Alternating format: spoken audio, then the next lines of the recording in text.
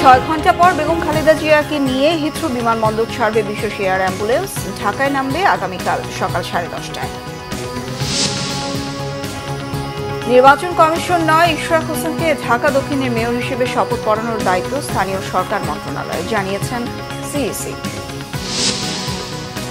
নির্বাচনের time frame নিয়ে ইউরোপীয় ইউনিয়ন কাউকে চাপ দেবে না, জানিয়েছেন রাষ্ট্রদূত মাইকেল মিলার।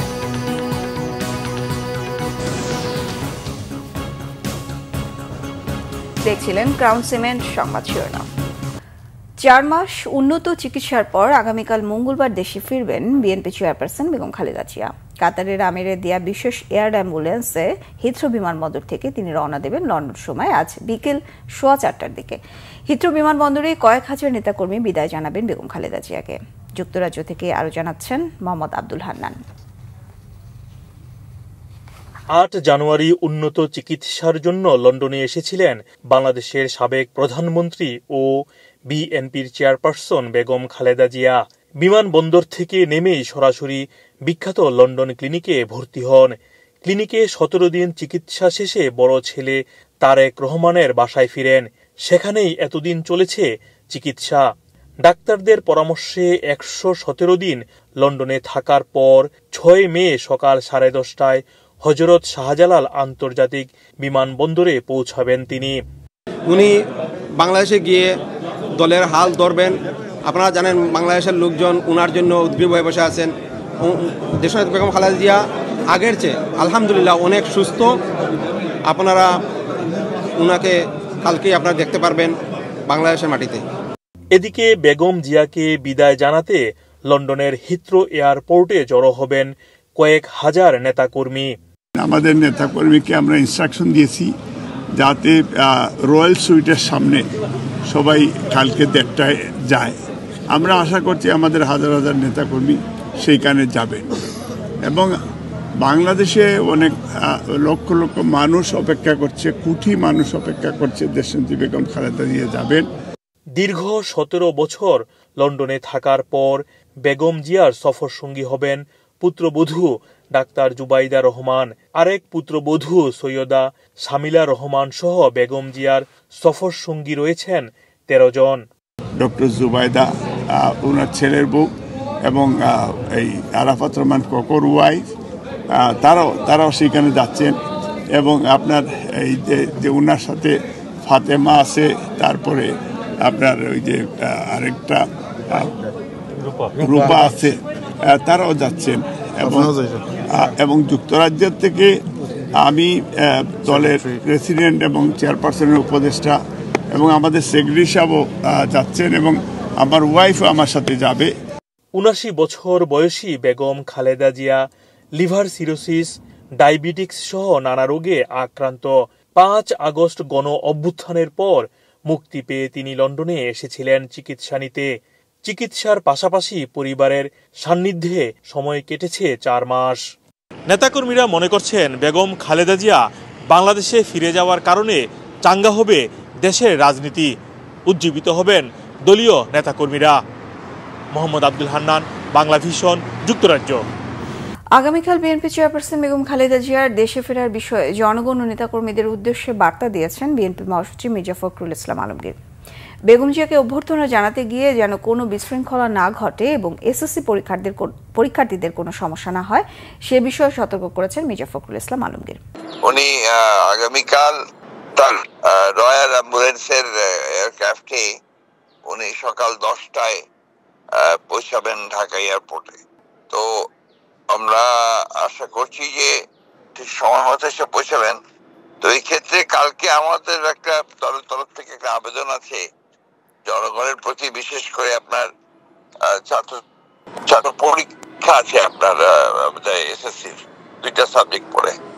তো যেহেতু ঢাকা বিমানবন্দর থেকে কাকলি পর্যন্ত ম্যাডাম আসবেন এবং স্বাভাবিকভাবেই একটা আপনার জনসমাবেশ হবে, সেই কারণে আমরা যেটা অনুরোধ করতে চাই সংশ্লিষ্ট সবাইকে রাস্তার উপরে যেন কেউ না দাঁড়ায় এবং রাস্তার আপনার ফুটপাথের মধ্যে দাঁড়িয়ে যেন আমাদের যারা ম্যাডামকে আপনার সম্বর্ধনা জানাতে চাইবেন তারা যেন রাস্তার উপরে দাঁড়িয়ে এটা করেন।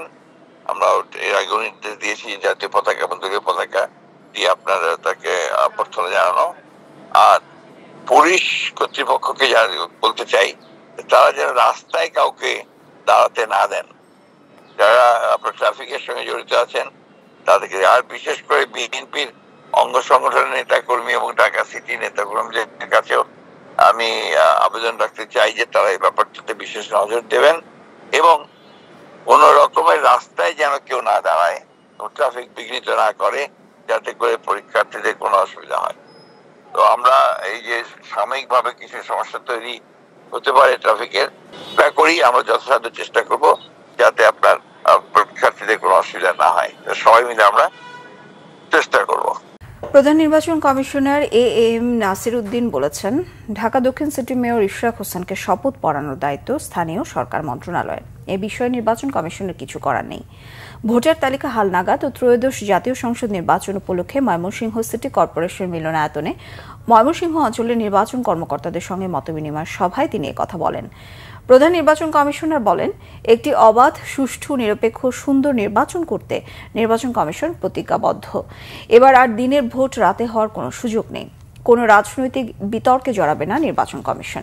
বলেন, যে কোনো সিদ্ধান্ত কমিশনের সব সদস্য মিলে নেওয়া হবে, একক কোনো সিদ্ধান্ত নেওয়া হয় না।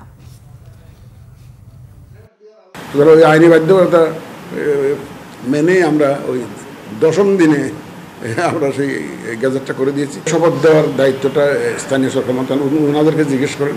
আমরা তো শপথ পড়ানোর কেউ না।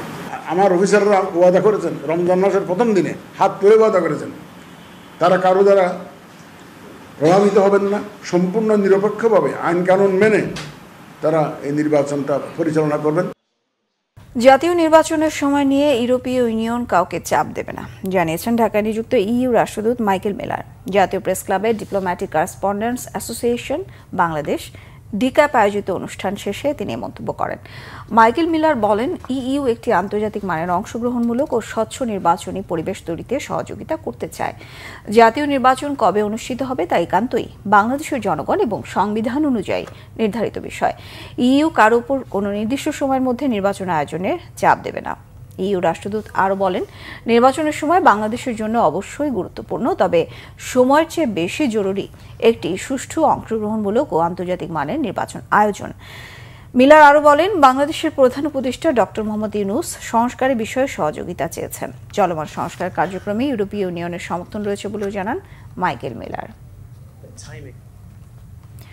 স্বাস্থ্য খাতে জাতীয় আয়ের কমপক্ষে 5 ভাগ এবং বাজেটের 15 ভাগ বরাদ্দ দেওয়া সহ 31টি মুখ্য সুপারিশ করেছে স্বাস্থ্য খাত সংস্কার কমিশন। সকাল 11টায় স্বাস্থ্য বিষয়ক সংস্কার কমিশন রাষ্ট্রীয় অতিথি ভবন যমুনায় প্রধান উপদেষ্টার কাছে সুপারিশ সহ প্রতিবেদন পেশ করে। প্রাথমিক স্বাস্থ্যসেবা নেওয়ার ক্ষেত্রে প্রত্যেকের ন্যাশনাল আইডিকে বিবেচনায় নিতে জোর দিয়েছেন প্রধান উপদেষ্টা ডক্টর মোহাম্মদ ইউনূস। পরে ফরেন সার্ভিস একাডেমিতে ব্রিফিং করেন কমিশন প্রধান জাতীয় অধ্যাপক ডাক্তার একে আজাদ। প্রতিবেদনে হাসপাতাল ও ক্লিনিকে সহিংসতা রোধে মেডিকেল পুলিশ নামে একটি শিক্ষিত বিশেষ ইউনিট গঠনের সুপারিশ করা হয়। এছাড়া স্বাস্থ্যসেবাকে পুরোপুরি বিকেন্দ্রীকরণ, স্বাস্থ্য খাতে নিয়োগে স্বতন্ত্র পাবলিক সার্ভিস কমিশন গঠন সহ বেশ কিছু সুপারিশ তুলে ধরা হয় সংবাদ সম্মেলনে। সুপ্রিম কোর্টের জ্যেষ্ঠ আইনজীবী ও জামায়াতে ইসলামের সাবেক সহকারী সেক্রেটারি জেনারেল ব্যারিস্টার আব্দুর রাজ্জাককে ফুলেল শ্রদ্ধায় শেষ বিদায় জানালেন তার দীর্ঘদিনের সহকর্মীরা। সুপ্রিম কোর্টের ইনার কোর্ট ইয়ার্ডে সকাল 11:30টার কিছু আগে তার দ্বিতীয় জানাজা অনুষ্ঠিত হয়। জানাজার নামাজ পড়ান তার বড় ছেলে ব্যারিস্টার এহসান আবদুল্লাহ সিদ্দিক। জানাজায় সুপ্রিম কোর্টের আপিল বিভাগ ও হাইকোর্ট বিভাগের বিচারপতি, অ্যাটর্নি জেনারেল ও চিফ প্রসিকিউটর সহ শত শত আইনজীবীরা এতে অংশ নেন।